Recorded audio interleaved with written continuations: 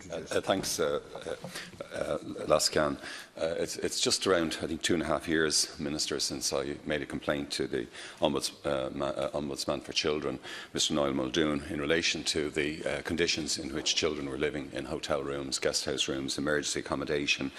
And I asked your colleague, Minister Sapone, about any work that's been done on the longer-term physical and mental health impacts of that homelessness on those children.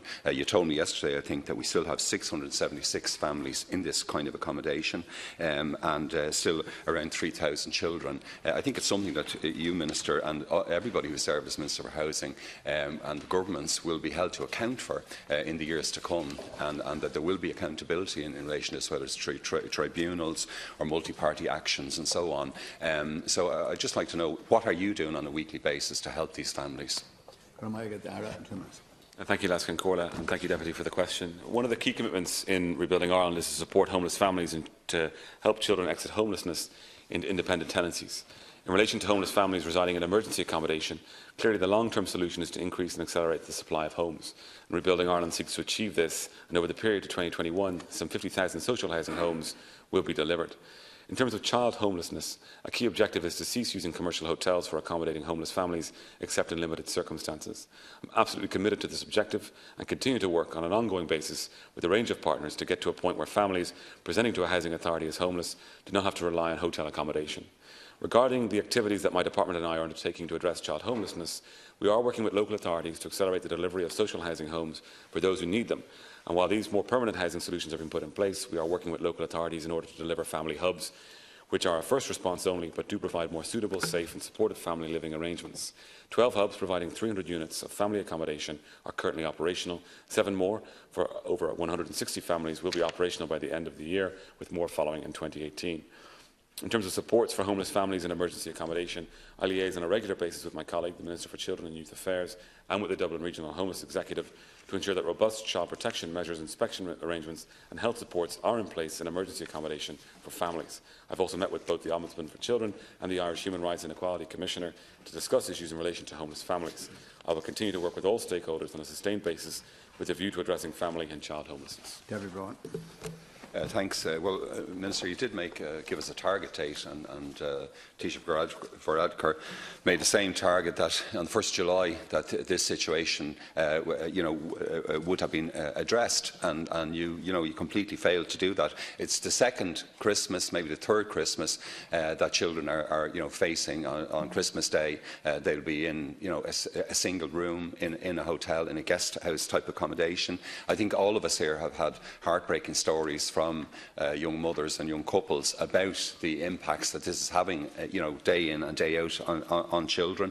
And I'd just like to know, have you yourself, have you visited those families, any of those families? Have you asked anybody in the department to look at their physical and mental well-being, particularly of the children? And I know your colleague, Minister Sapone, she has, I think, co-funded a study on food access and nutritional health among families in emergency homeless accommodation, and she told me, of course, it certainly doesn't make pleasant reading. But the whole situation in relation to this, it's an ongoing outrageous scandal. And unfortunately, not enough people, I think, generally in the country seem to be taking it with the seriousness with which it will be taken. I think it will be taken very seriously in the future when this whole period since 2010 is invigilated. And as I said, you will be among the people, Minister, who will be held to account for this. Deputy, and I absolutely should be held to account on this, because it does fall on me. It is my responsibility to get these families and these children out of homelessness into permanent, secure homes. I have visited, Deputy, I've visited a number of these family hubs. I've met a number of families who have been moving from hotel accommodation into hub accommodation. Yesterday, Focus launched 2 very important reports that had looked into the experiences of families in homelessness and families that had exited homelessness and the impacts that has had on those families. That's why we have the hub model. Yes, the target for getting families out of hotels wasn't met by the middle of July. We had an exceptional increase in families presenting in the months previous to that.